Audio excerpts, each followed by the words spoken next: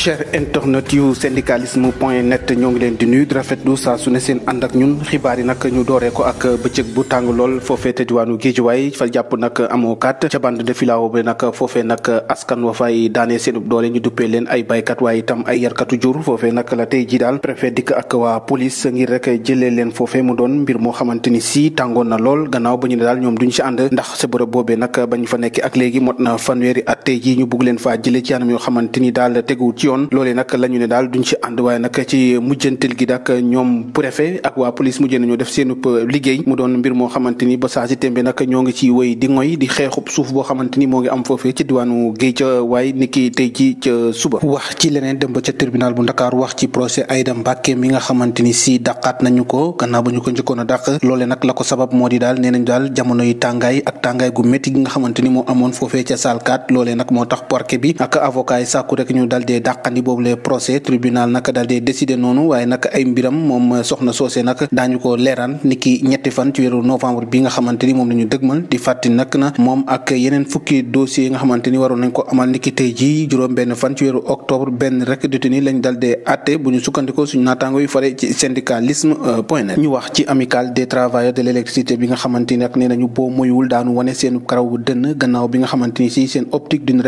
régularisation ci jëm ci wàllum direction générale boobu Senelec nag boobu ak léegi agent yi nañ naal tekki tekkaaral la ñu daal dee nekk amul benn tànqam lu boo xamante ni daal def nañ ko sa ñoom ñeenti weer a ngi ni daal nee na direction générale mënut a fexe daal bu réagir seenu bëgg-bëgg léegi nag la ñu bëgg rek moo di ab dundugu daal ne daal que direction bi nag may nañu ko fii ak àjjuma lundi bu dee amul rek ñoom 499 prestataires yooyu nag ci Sénégal yëpp nag boobu mooy daanu amal ab grève boo xamante ni grève bu xiifal lay doon mu nekk loo xamante ni coordonnateur national bu amicale des travailleurs de l'électricité moo ko daal di xamle suñu naataango yi fare ci syndicalisme.net bi ñuy janoog taskatu xibaar yi nag ñoom nag yuuxu nañu walu ne sonn nañu ba fa sonn yem ci liggéey bi nga xamante ni noonu la ñuy liggéey ci Senelec coono ak jafe-jafe ñeenti weer yoo xamante ni si booba ak léegi suspendre nañ seen manifestation waaye ba saa si tembe daal direction générale bu Senelec mënut a fexe rek bu réagir loolee nag doon li nga xamante ni Timothée Coly nag moo ngi koy ñaawlu bu baax a baax waaye itam di am yaakaar ne directeur général bu Senelec ba nga xamante ni daal interpellé nañ ko ci mbir mi daana yëkkati ay kàddu jëmale ci seen mbir waxaat ci mbiru li nga xamante ni moo di Modou boobu di Cheikh Niass mu ñàkkoon bakkanam foofee ca Cap Manuel enquêteurs yi nag xam ne nag li nga xamante ni moo ko faat la daanu ko génnee bu ñu sukkandikoo suñu naataango yi gannaaw bi nga xamante ni nag ni ki ñaar fukki fan ak juróom ñett ci weeru septembre foofee ca Aristide Le Dantec soxnaam soosé dik Awa Condé nag daal dina dikk ci Dakar ci ayu bés bii lu ñu sukkandikoo nag ci xibaar ñu jotee nee na daal moom la tax mu daal dee ñàkk bakkanam moo di lu jëm ci wàllum hyperglycémie